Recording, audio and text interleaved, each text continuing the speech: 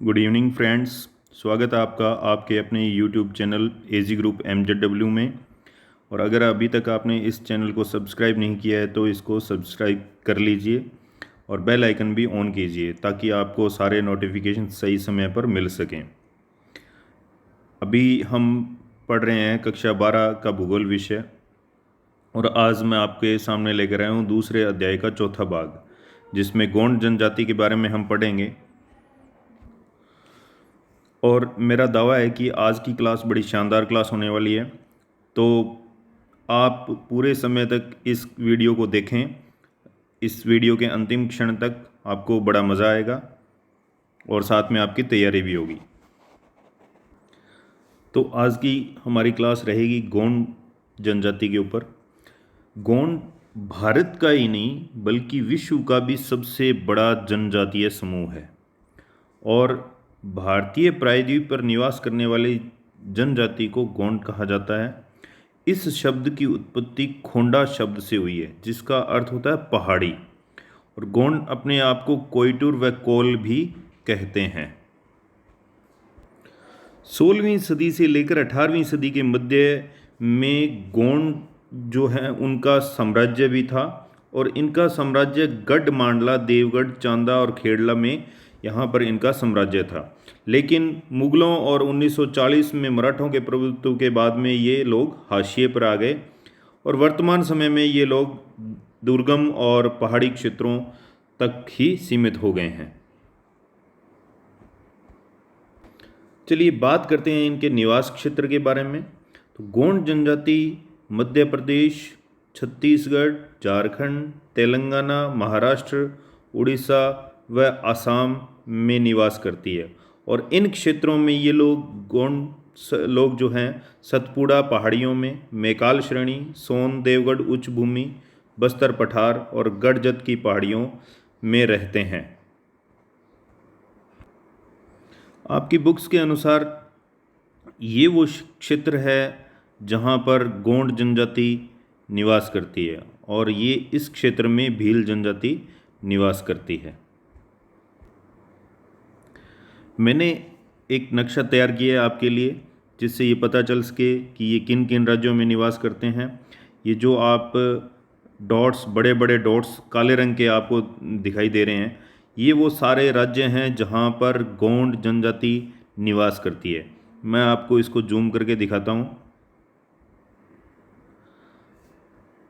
सबसे पहले मध्य प्रदेश, मध्य प्रदेश के साथ लगता हुआ मध्य प्रदेश, इसके साथ लगता हुआ छत्तीसगढ़, उड़ीसा, तेलंगाना, झारखंड और असम। इन राज्यों में गोंड जनजाति निवास करती है।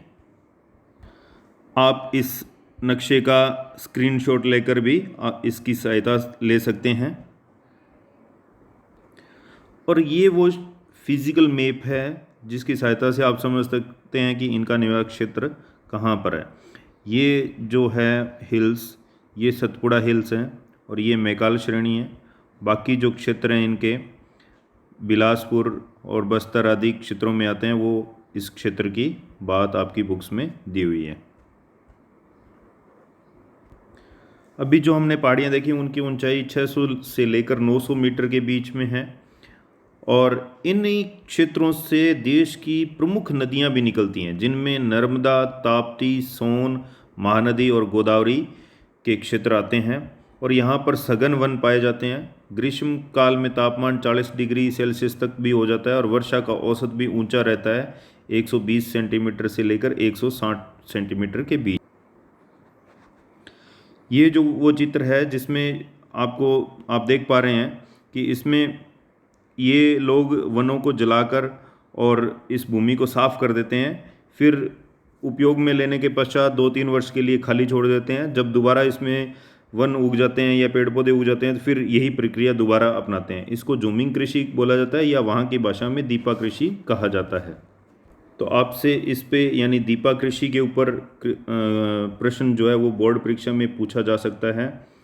और ये बाद में भूमि को साफ करने के बाद में उसमें फावड़े या हल से कुरेद कर बीजों को बो देते हैं और बीज बोने के बाद में देवी माता को और जंगल के अन्य देवी देवताओं को पशु बलि भी दी जाती है। और पेंडा कृषि एक और अन्य खेती है जो कि मध्य प्रदेश के बस्तर में तीव्र पहाड़ी ढालों के ऊपर सीढ़ीदार खेत बनाकर की जाती है। ये देखिए, इस प्रकार से सीढ़ीदार खेत बनाकर खेती की जाती है, उसको पेंडा कृषि बोलते हैं और ये बस्तर में की जाती है। आर्थिक गतिविधियों में आखेट भी आता है, परंतु अब वर्तमान समय में ये लोग आखेट करना इन्होंने कम कर दिया है, क्योंकि राजकीय नियमों के हिसाब से ये निषेध कर दिया गया है। फिर भी ये थोड़ी मात्रा में वन्य जीवों का शिकार कर लेते हैं और ज़्यादातर लोग ये जो हैं वो कृषि कार्य ही करने लगे हैं और अब ये कृषक बन गए हैं। नेक्स्ट, इनका भोजन में इनके कोदू और कुटकी जैसे स्थानीय अनाज मुख्य खाद्यान्न है। ये कोदू की फसल है और ये कुटकी के पौधे हैं जो कि पकने के बाद में इस प्रकार का अनाज दिखाई देता है। इसी को ये इनका मुख्य भोजन माना जाता है। कुछ मात्रा में ये सब्जियां भी उगा लेते हैं घरों में और उत्सवों और त्योहारों के अवसर पर चावल बनते हैं। शिकार से प्राप्त और बलि दिए हुए जानवरों का मांस भी ये लोग खाते हैं और ये धूम्रपान भी करते हैं। इसके साथ साथ महुआ से बनी शराब का भी सेवन करते हैं। ये वो महुआ का फल है जिसका ये शराब बनाने में उपयोग करते हैं और इसकी शराब बड़े चाव से पीते हैं। नेक्स्ट है वस्त्र और आभूषण। इनके वस्त्र सूती वस्त्र होते हैं। पुरुष लोग धोती और स्त्रियां साड़ी व चोली पहनती हैं। ये गोंड जनजाति के वस्त्र आप देख रहे हैं और ये आभूषण है। इस प्रकार के आभूषण भी ये लोग पहनते हैं। आभूषण स्त्री और पुरुष दोनों पहनते हैं और दोनों ही चांदी और एल्यूमिनियम के गहने पहनते हैं। इसके अलावा स्त्रियां अक्सर शरीर पर गोदना भी गुदवाती हैं। आपकी पुस्तक में दी हुई एक तस्वीर जिससे साफ होता है कि महिलाओं ने ये गोदना गुदवाया हुआ है। निवास गृह। ये लोग नंगले अर्थात पल्ली और छोटे छोटे गांवों में निवास करते हैं और जिस स्थान पर आवास बनाना आसान रहता है वहीं पर ये बना लेते हैं और उसका भी शगुन निकलवा कर ये उस स्थान पर उत्सव मनाते हैं। ये इनके आवास का शगुन निकलवा कर और ये उत्सव मनाया जा रहा है जो कि आप देख पा रहे हैं। इनके मकान घास फूस और मिट्टी के बने होते हैं और जिसमें रहने का कमरा, रसोई, बरामदा, पूजाघर जरूर होता है। औजार व बर्तन। ये बहुत ही साधारण औजार रखते हैं जो कि इनके स्थानीय कारीगर ही बनाते हैं, जिनमें फालिया, खुरपी, फावड़ा, दराती, कुल्हाड़ी और तीर की नोक आदि ये लोग इस्तेमाल करते हैं। बैठने के लिए और सोने के लिए दरियों का इस्तेमाल किया जाता है और ये लोग घरों में कुछ चारपाइयाँ और लकड़ी के स्टूल भी रखते हैं। समाज व संस्कृति। इनकी पितृसत्तात्मक समाज होती है और पिता की मृत्यु होने के उपरांत उसकी संपूर्ण अचल संपत्ति उसके पुत्रों में बांट दी जाती है। सबसे बुजुर्ग परिवार का मुखिया होता है इसमें और गौण लोगों में सेवा विवाह, विनिमय विवाह, हरण विवाह, विधवा विवाह का प्रचलन है और ये लोग विवाह समारोह किसी प्राकृतिक स्थान जैसे जल स्रोत के निकट या आम के वृक्ष के नीचे ही इसका समारोह आयोजित कर लेते हैं ये लोग। और अनिष्ट से बचने के लिए रामधुनी का आयोजन किया जाता है। इसमें विशेष ये है कि गांव के मुखिया को पटेल कहा जाता है या मुखादम के नाम से भी जाना जाता है और गांव का जो चौकीदार होता है उसको कोतवार के नाम से जाना जाता है। ये नाम आप बड़े ध्यान में रखेंगे क्योंकि इनमें से प्रश्न पूछे जाते हैं। और गांव के पुजारी या पुरोहित को देबारी बोला जाता है। ये कुछ विशेष नाम है, इनको आप अच्छे से याद करेंगे। गोंडी बोली जो है वो द्राविडियन भाषा परिवार से संबंधित है जिसका संबंध तमिल और कन्नड़ से है और कुछ लोग जो है हिंदी, मराठी, तेलुगु का इस्तेमाल भी बोलने में करते हैं। साक्षरता के दर से देखें तो ये बहुत ही नीचे हैं और महिला साक्षरता बहुत ही नगण्य है। इस जनजाति के लोग पर्व और उत्सव भी मनाते हैं, और वो मनाते कैसे हैं कि नृत्य और गीतों के साथ में मनाते हैं।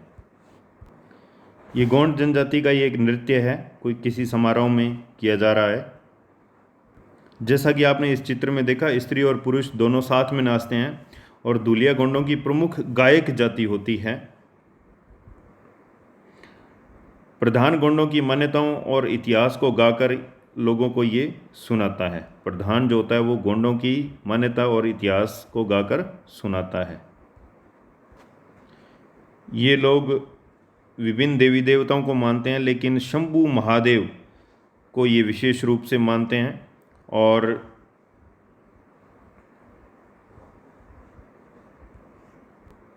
इसके अलावा ये लोग बड़ा देव, परशापेन, शीतला माता, छोटी माता की भी पूजा करते हैं, और ये इनको प्रसन्न करने के लिए भेड़ बकरियों की बलि भी देते हैं। जादू टोनों का इनमें प्रचलन है। ज़्यादातर हिंदू जो हैं, गोंड लोग हिंदू हैं, और ये प्रकृति के पूजक होते हैं। आधुनिक संस्कृति से संपर्क। गोंड लोगों का जो आवासीय क्षेत्र है वो औद्योगिक विकास के कारण पिछले 30 वर्षों में इनमें श्रमिक क्रम की प्रवृत्ति बढ़ गई है, और ये लोग खदानों में, विनिर्माण उद्योगों में श्रमिकों के रूप में कार्य करने लग गए हैं। और इनकी नई नई बस्तियां जो है वो खनन और निर्माण केंद्रों के समीप बस गई हैं। इन बस्तियों में अस्पताल, विद्यालय और बाज़ारों की और बैंकों की स्थापना भी हो गई है। सड़क और रेल मार्ग के जाल से इनका संपर्क शहरों से बढ़ा है। इस प्रकार से इनकी जीवन शैली में तेज़ी से बदलाव आ रहा है, और ये पुराने रीति रिवाज और परंपराओं पर इनकी जो पकड़ है वो ढीली हो चुकी है। सरकार ने दास्ता के प्रतीक यहाँ पर जो प्रचलित थी कबाड़ी प्रथा, उसको बंद कर दिया गया है या प्रतिबंधित कर दिया गया है। ये जो ऐसी एक प्रथा थी जिसके अनुसार छोटे से कर्ज को चुकाने के लिए ऋणी की कई पीढ़ियों को साहूकारों के गुलामों की भांति कार्य करना पड़ता था। इस बारे में आपसे प्रश्न पूछा जा सकता है कि कबाड़ी प्रथा से आप क्या समझते हैं। तो इसका जवाब आप ये देंगे कि गोंड क्षेत्र में कबाड़ी प्रथा का प्रचलन था, और ये इस प्रथा के अनुसार छोटे से कर्ज को चुकाने के लिए ऋणी की कई पीढ़ियों को साहूकारों को गुलामों की तरह वहाँ पर कार्य करना पड़ता था। वर्तमान समय में यहाँ पर शिक्षा का स्तर बढ़ने लगा है और जीवन अधिक सुविधाजनक हो चुका है। यहाँ पर गोंड जनजाति अनुसूचित जनजाति में भी शामिल हो गई है, जिससे कि सरकार के द्वारा इनको बहुत सारी सुविधाएं मिल रही हैं। तो आज ये आपका सेकंड लेसन जो है वो कंप्लीट होता है, और इसके हम जल्दी से महत्वपूर्ण बिंदुओं के ऊपर भी चर्चा कर लेते हैं। महत्वपूर्ण बिंदुओं में सबसे पहले जनजातियां सामाजिक व सांस्कृतिक समूह का प्रतिनिधित्व करती हैं। नंबर 2 है विशिष्ट, इनकी अपनी विशिष्ट संस्कृति होती है, सामाजिक ढांचा होता है, परंपराएं होती है, रीति रिवाज और मान्यताएं भी होती हैं। जो एस्किमो जनजाति है वो ध्रुवीय और ठंडे प्रदेशों में निवास करने वाली जनजाति है। इसी प्रकार से बुशमैन कालाहारी मरुस्थल में निवास करते हैं, जो कि अफ्रीका महाद्वीप में है। एस्किमो लोगों का चेहरा सपाट, चौड़ा, बाल रूखे व काले, कद मंझला, नाक चपटी, आंखें कथई, तिरछी व गहरी होती हैं। एस्किमो का मुख्य हथियार होता है हार्पून, जिसकी सहायता से ये सील मछली का शिकार करते हैं। एस्किमो के बर्फ़ से बने घरों को इग्लू कहा जाता है। बुशमैन सर्वभक्षी और पेटू होते हैं, यानी बहुत ज़्यादा खाते हैं ये लोग। और बुशमैन मुख्य रूप से अखेटक होते हैं और कई विधियों से शिकार करते हैं। भील दुर्गम निर्जन पर्वतीय क्षेत्रों में निवास करते हैं। गोंड जनजाति मध्य प्रदेश, छत्तीसगढ़, झारखंड, तेलंगाना, महाराष्ट्र, उड़ीसा और आसाम में निवास करते हैं। मुझे उम्मीद है कि आपको ये क्लास पसंद आई होगी और आप इससे अध्ययन कर पा रहे होंगे। आगे आने वाले समय में मैं और भी वीडियोज़ लेकर आऊँगा, और जो कि बहुत ही आकर्षक होगी। तो आपने अभी तक भी अगर इस चैनल को सब्सक्राइब नहीं किया है तो अपने एजी ग्रुप MJW को सब्सक्राइब कीजिए और नोटिफिकेशन को ऑन कीजिए, ताकि आपको और अच्छी वीडियो मिल सके।